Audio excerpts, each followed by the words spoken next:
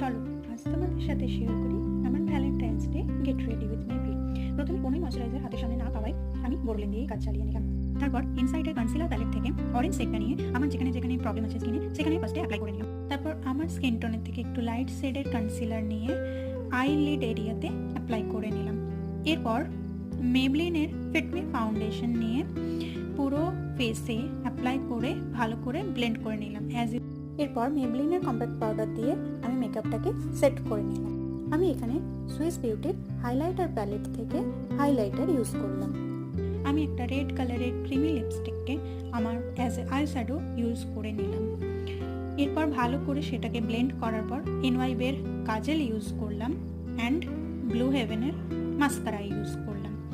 এরপর L18 আমার খুব ফেভারিট শেডের একটা লিপস্টিক দিয়ে লুকটা কমপ্লিট করে নিলাম। তোমরা দেখে জানিও কেমন লাগে।